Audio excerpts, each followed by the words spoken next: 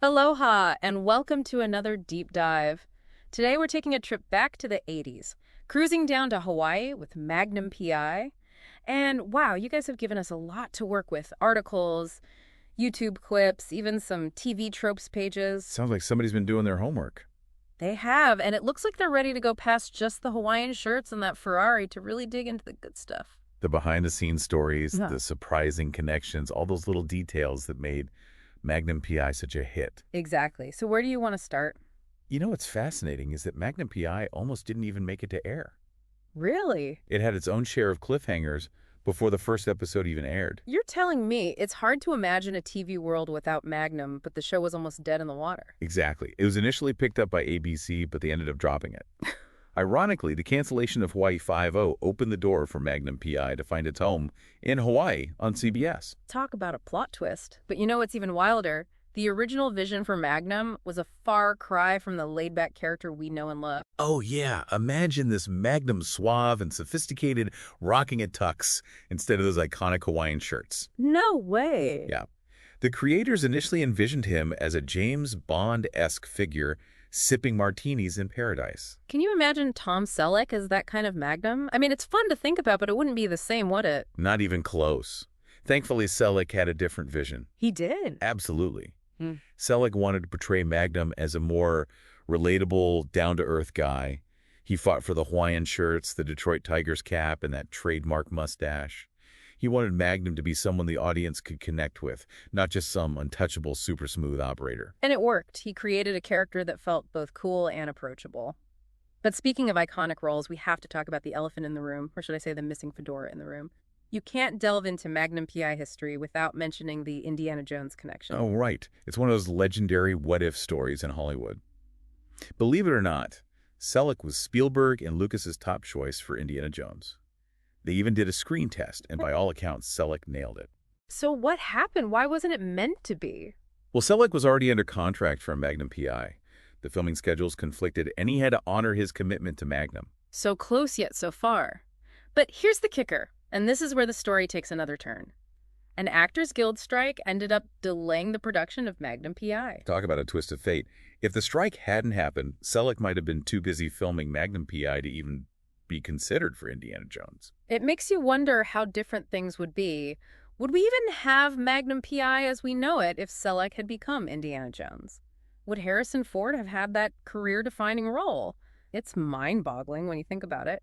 But let's get back to the Magnum we know and love. Speaking of which, let's talk about that amazing estate, Robin's Nest. Robin's Nest. Even the name just sounds like paradise, doesn't it? It really does, and it's practically a character in its own right. That estate's got some stories, and you've given us some materials that show it had a whole history before Magnum ever even stepped foot on the property. Yeah, in real life, it was known as the Anderson Estate, sometimes called Pahonu.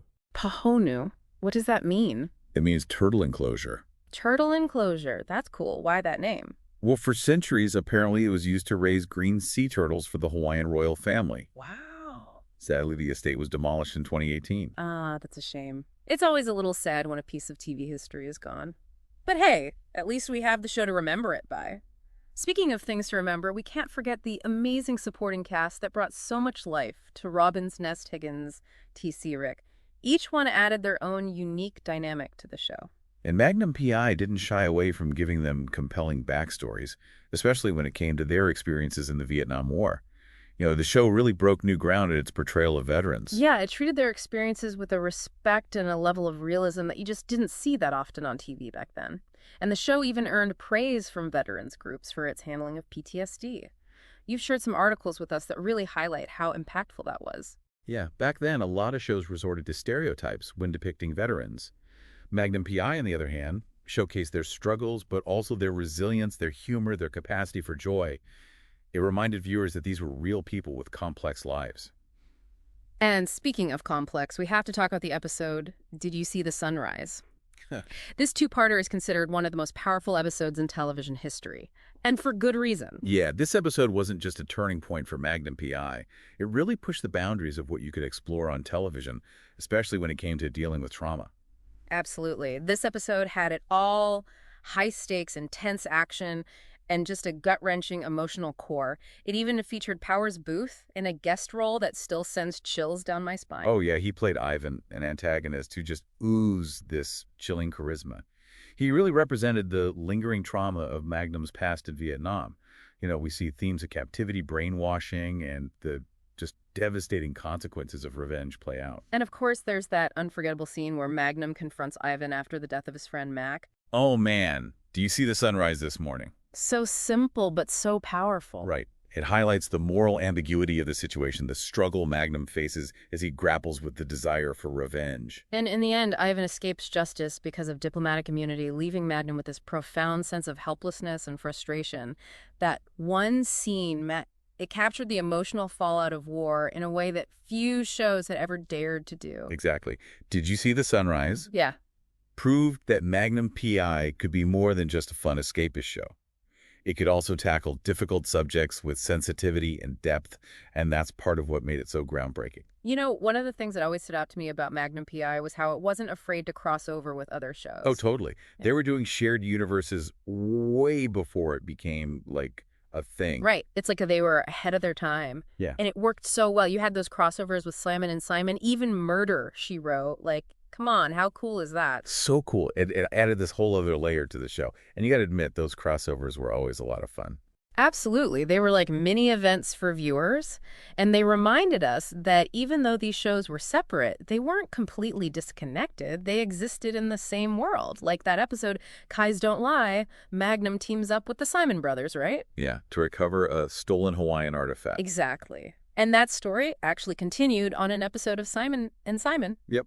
It was a genuine two-part crossover. So cool. And then there's Jessica Fletcher showing up in Hawaii in Novel Connection. It makes you wonder if they ever thought about a Hawaii 5-0 crossover, right? No, that would have been epic. But speaking of iconic, we got to talk about that theme song. Come on, it's pure 80s magic. It's the ultimate earworm. As soon as you hear those opening notes, Yeah. you know you're in for a good time. Totally. And it captures the vibe of the show perfectly. It's got that cool, laid-back Hawaiian feel, but with a hint of action and adventure. It's interesting you mentioned that because the theme song actually charted on Billboard. No way! Seriously. Seriously, Mike Post, the composer, he created a bona fide hit. That's amazing. A show like Magnum P.I., it attracts some big names too.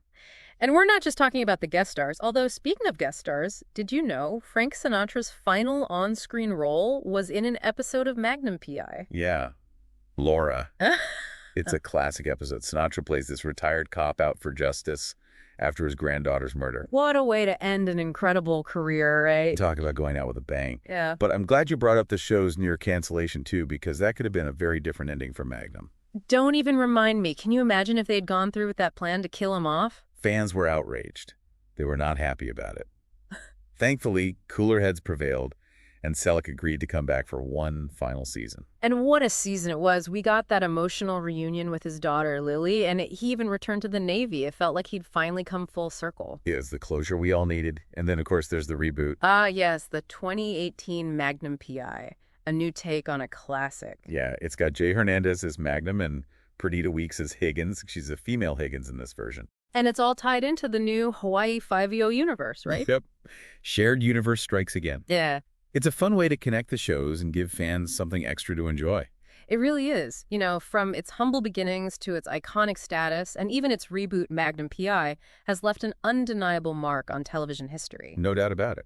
It's a show that continues to resonate with viewers even decades later. Absolutely.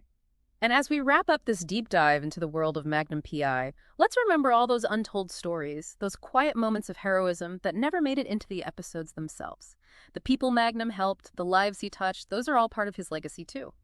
Well, that's all the time we have for today. Mahalo for tuning in, and a huge mahalo to all of you for providing such incredible source material. Till next time, aloha.